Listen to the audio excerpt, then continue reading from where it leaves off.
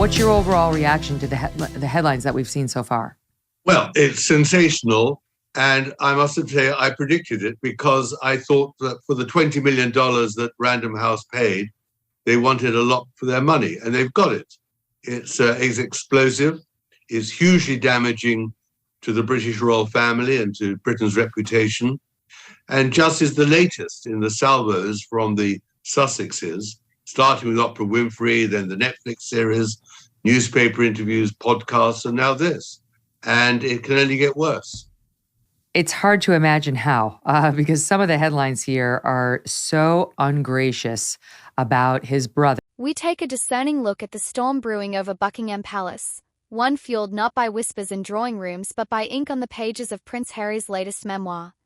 With the keen eye of veteran journalist Tom Bower, Megyn Kelly dissects the royal fallout. But beneath the headlines, what are we really looking at? Is this a heartfelt account of personal anguish or a carefully orchestrated campaign to reshape a tarnished public image?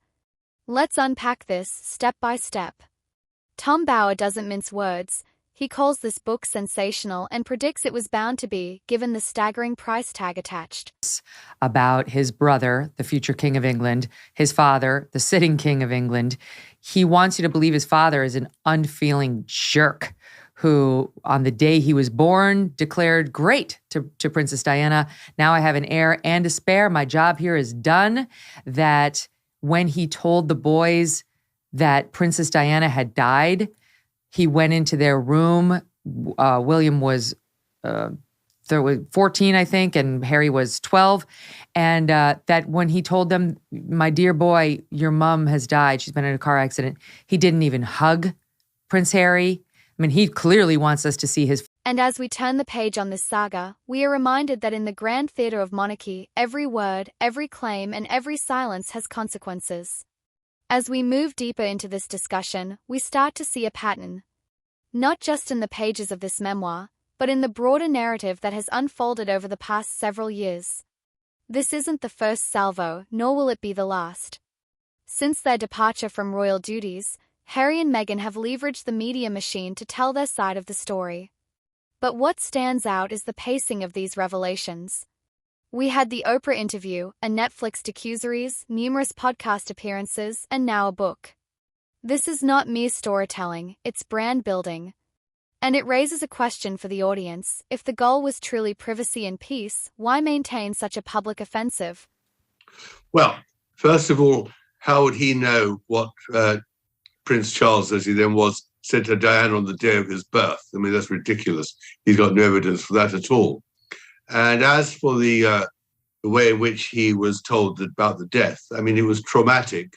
Eyewitnesses disagree with that interpretation. I think more interesting about their relationship is Charles apparently joking, in inverted commas, with Harry that perhaps Charles is not Harry's father. And that, I think, as I raised in my book, there is this story. It's not to do with a man called Hewitt, who's an army officer who did have an affair with Diana. It's about an unknown or unnamed lover that Diana had between the two births. And that has always been a subject of contention, that Prince Charles or King Charles is not really Harry's father, which Harry has now brought up. This is really hugely explosive and very damaging for the royal family. And what does it say about Harry?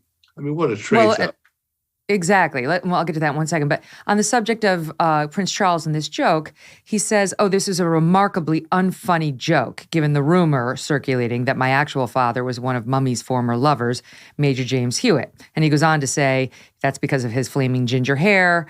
But he says another cause of this rumor was sadism.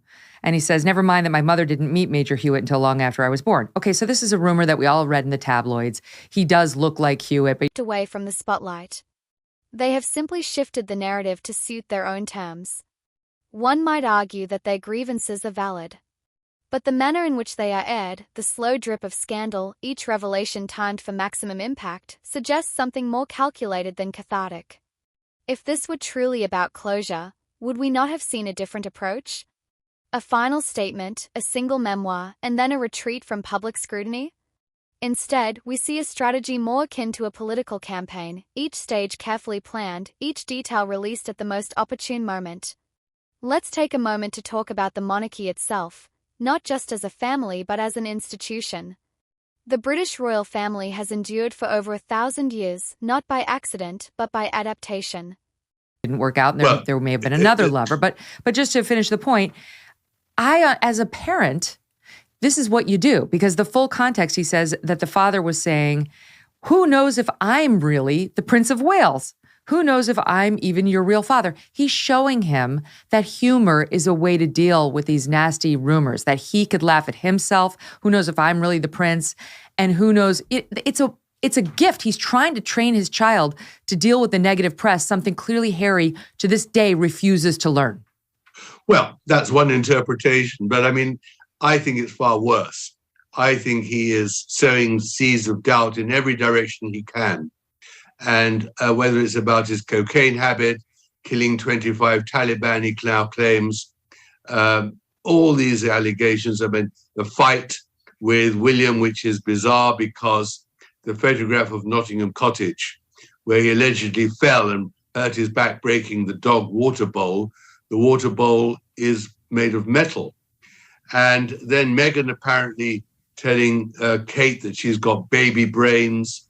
I mean, the point about all this is that Megyn was intent on establishing her own domination in the royal family. And when that didn't work, and she finally decided, or early decided, she was going to leave.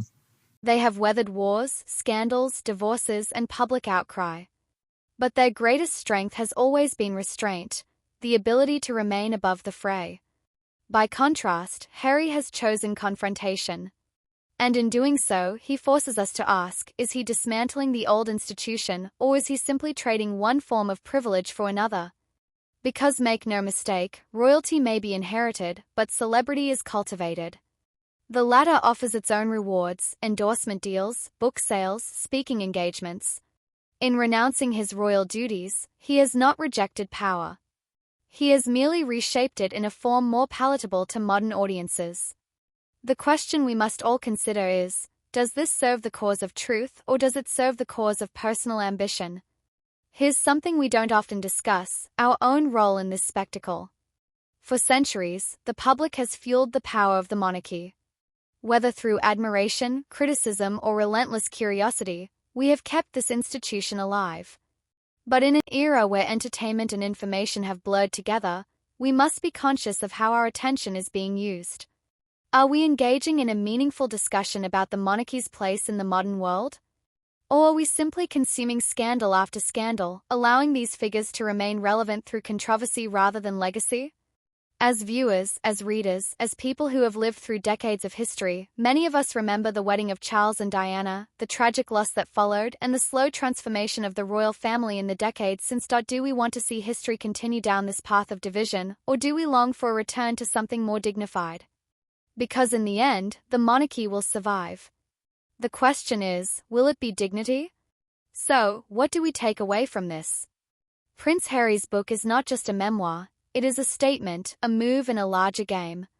It forces us to examine the shifting role of monarchy, the impact of personal storytelling in the digital age, and the fine line between truth and spectacle. He says that resulted in a visible injury to his back because he landed on a dog bowl that then shattered. I don't know what kind of dog bowl he's got. Most of us have plastic dog bowls. Okay, that can't cut up your back, but whatever. He's a Windsor, so perhaps it's made of, glass. I don't know.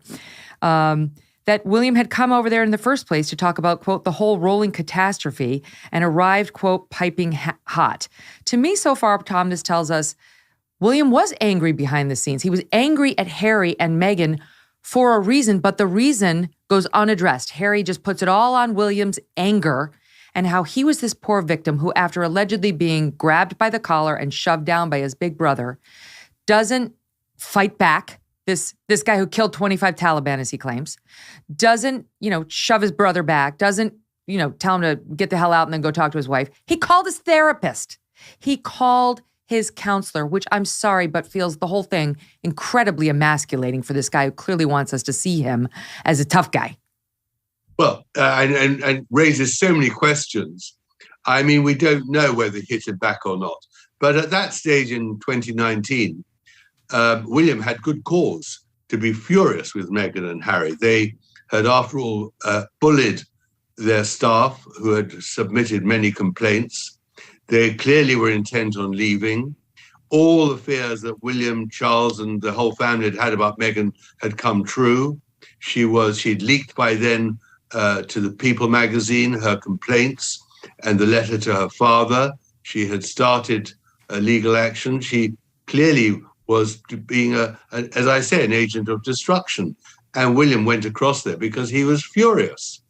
And as you rightly say, Harry doesn't say whether he's guilty or not. But we know that by then Harry was equally intent on leaving. He was delighted by the thought of going to California. It was just a matter of how the so-called victims could portray themselves. And I think this is the interesting point of all this. Harry and Meghan, for the last 2 years, have portrayed themselves as victims, but they're the aggressors. They're the ones who constantly lob bombs at the royal family, whether through opera or Apple or Netflix or now the book and all the interviews. It really is an astonishing act of treachery, in my view. We take a discerning look at the storm brewing over Buckingham Palace, one fueled not by whispers in drawing rooms but by ink on the pages of Prince Harry's latest memoir. With the keen eye of veteran journalist Tom Bower, Megyn Kelly dissects the royal fallout. But beneath the headlines, what are we really looking at? Is this a heartfelt account of personal anguish or a carefully orchestrated campaign to reshape a tarnished public image? Let's unpack this step by step. Tom Bower doesn't mince words. He calls this book sensational and predicts it was bound to be, given the staggering price tag attached. And he's right. A $20 million advance is not given for idle musings, it demands spectacle. It demands scandal. In the days of Edward VIII, a royal in exile had to rely on radio addresses and controlled interviews. Today, it's a multi-million-dollar memoir deal with a global publisher. But let's ask, is Harry crafting history or cashing in on controversy? Let's examine the meat of this controversy. The book paints King Charles III not as a grieving widower, but as a man who met his son's heartbreak with cold detachment. But history tells us otherwise. The king, then Prince Charles, was known to be deeply concerned with his son's well-being. His private letters, shared in previous biographies, reveal a man grappling with how to shield his boys from the ravenous press while navigating his own grief. Yet, in this book, Harry strips his father of any warmth. Why? Is it selective memory, or is it the age-old struggle of a son seeking to redefine himself against the image of his father? Here's where things take a truly remarkable turn. Prince Harry raises the age-old rumor about his own paternity. And he attributes it to a joke his father supposedly made, hinting that even Charles himself entertained the idea. But let's pause. This rumor has circulated for decades, largely fueled by tabloid speculations surrounding Major James Hewitt, a cavalry officer who indeed had a relationship with Diana, but only years after Harry was born. So we must ask, if Harry finds the joke distasteful, why repeat it? Why immortalize a baseless theory that only stokes further gossip? In seeking vindication, does he unwittingly invite more scrutiny? This isn't just a story about one man's grievances. It's about what it means to be a royal in the modern age. Decades ago, royals lived and died by the principle of never explain, never complain. Today, they give interviews, release documentaries, and publish memoirs. The mystery that once made them powerful has been traded for relatability, and with it, the unrelenting scrutiny of a public that is both fascinated and fatigued by their saga. With each new revelation, Prince Harry redefines his role, but at what cost? In tearing down the institution he once served, does he hope to build something new, or is he simply setting fire to a past he cannot escape? There are no easy answers here, only questions that echo through the corridors of history. Drop your comment, see you in the next video.